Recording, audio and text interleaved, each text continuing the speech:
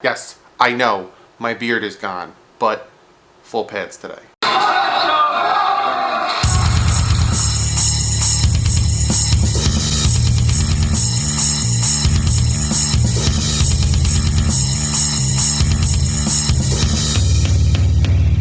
What's up, fans? Day 5, training camp, Monday.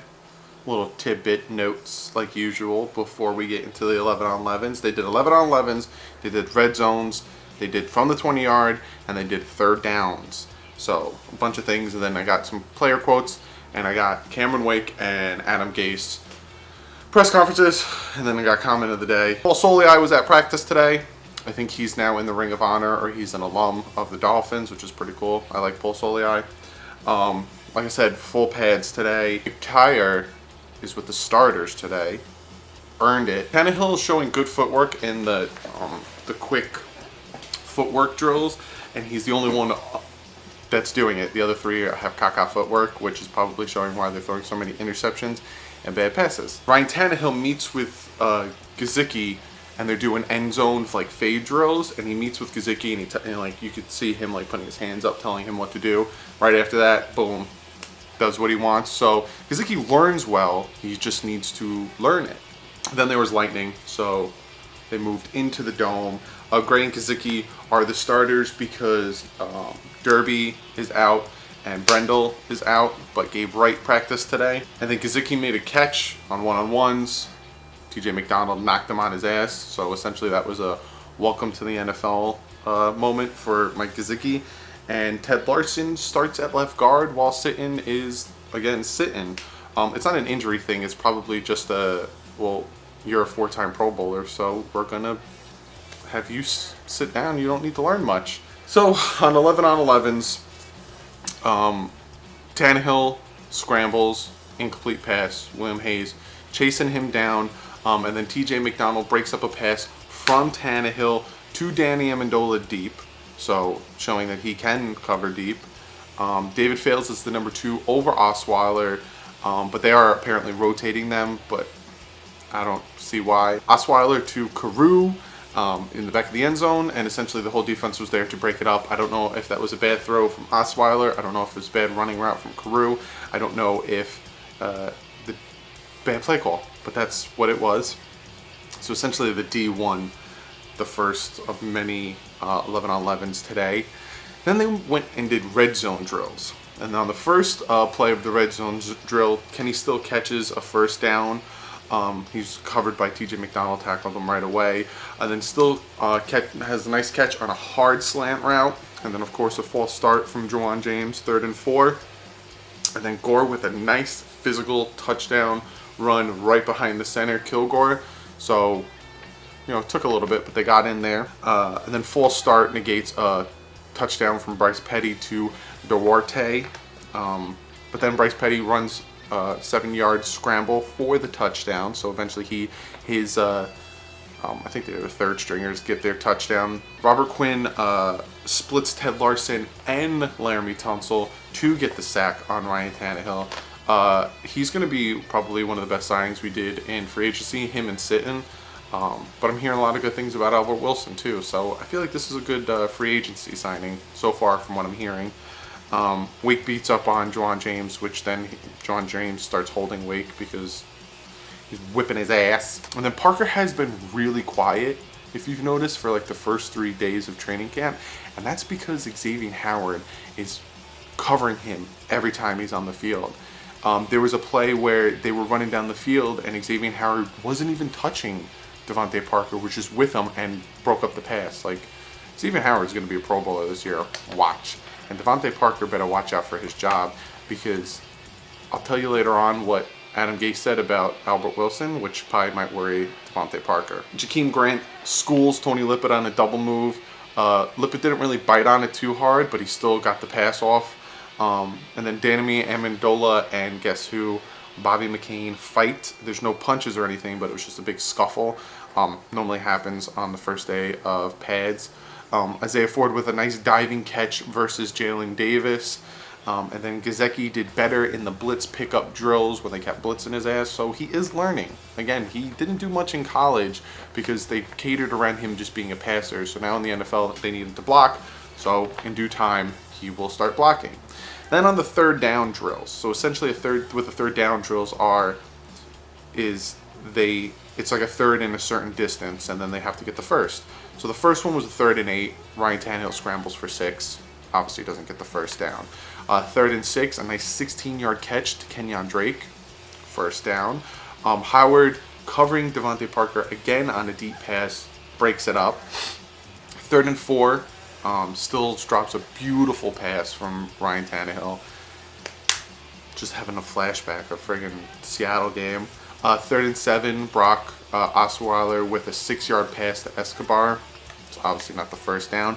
3rd and 5, Tinkersley breaks up a pass from Osweiler to Jakeem Grant. So again, the defense was playing really well today. 3rd and 8, Isaiah Ford drops a 25-yard pass from David Fales, and it was a great throw, but you got to catch those, especially on the 3rd and 8 and 25 yards. Come on.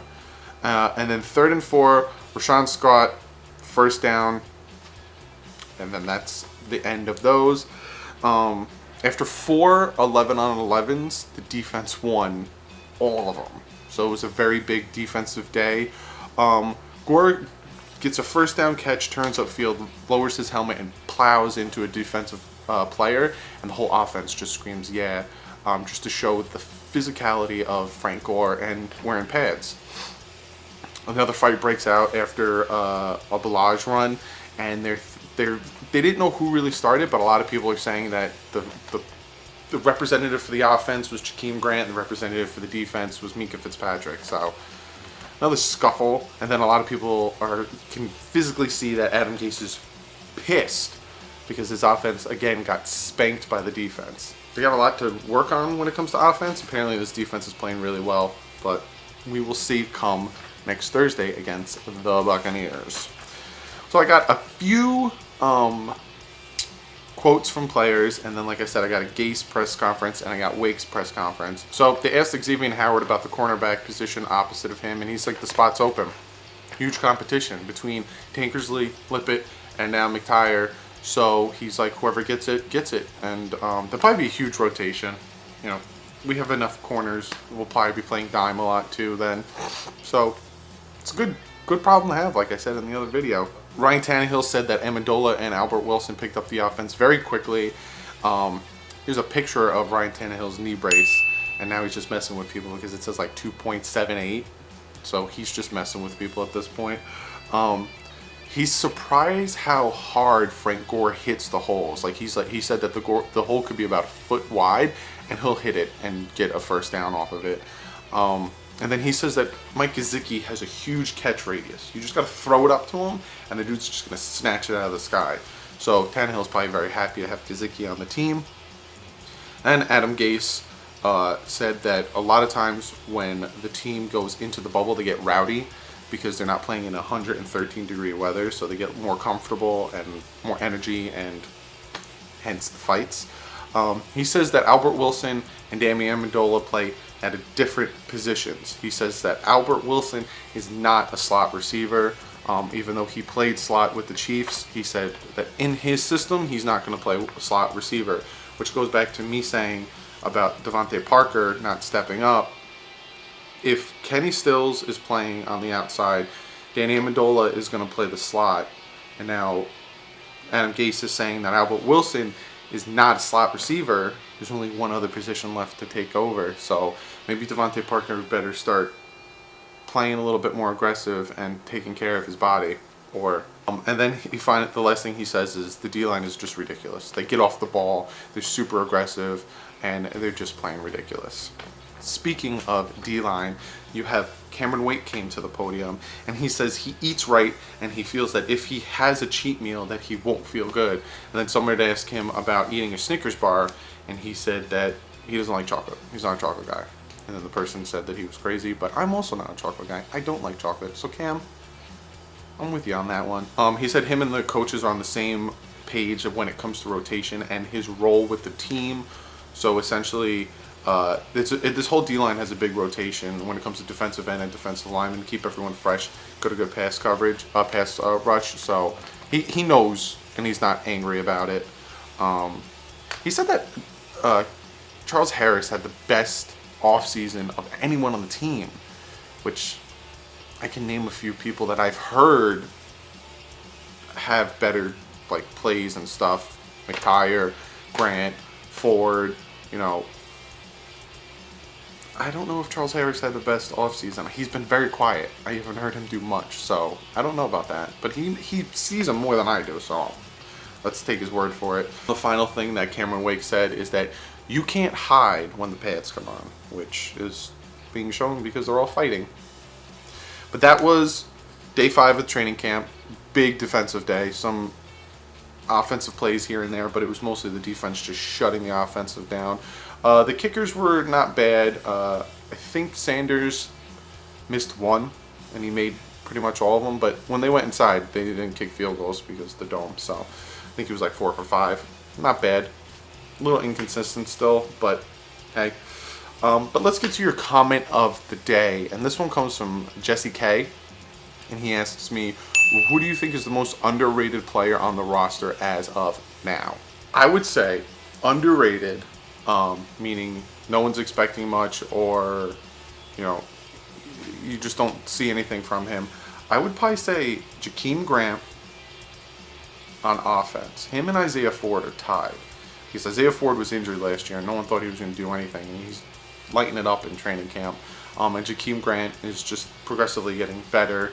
On defense, McTyer, because he came out of nowhere. So yeah, those are the 3 I would say. McTyer, Jakeem Grant, and Isaiah Ford are the most underrated players on this roster. Comment below. Let me know what you guys think about day 5 of training camp. Also, let me know what you guys think of who is your most underrated player on this team right now. There's something I want to address real quick. There was a comment that I removed that somebody that obviously isn't a Dolphins fan, which if you're not a Dolphins fan, you can comment on here. I have no problem with it. There's a troll that comments on my videos always bashing the Dolphins, and I let him. Whatever. You're giving me views. Do whatever you want to do. But this guy started saying some racist, nasty things. Of course, he commented one thing and then someone said something, but then he took it too far by saying racist, nasty things towards somebody. So I deleted the comment. I'm not going to say his name, not going to give him the satisfaction of announcing who he is. I don't mind you guys commenting. I don't mind you guys bickering. You know, you're an idiot. You don't know what you're talking about. That's fine. I wish you didn't, but that's fine. Just don't be disrespectful and don't be nasty about it. Obviously, I'm going to get people that are going to comment on here that aren't Dolphin fans. I get it. I actually enjoy it, and I would like to see it because then I can have a conversation with you. But just don't be nasty about it. Like, this guy said some racist, nasty things, so I deleted his comment, and I banned him from able to comment on my channel. Don't do that, guys. Football, yeah, it gets physical, and people get into fights, but let's just try to make this a fun environment. So you can have disagreements. You can say you don't know what you're talking about. You could say get out of here. You know, this and that. Just keep it clean. But other than that, let's get into my usual spiel about following me on Twitter.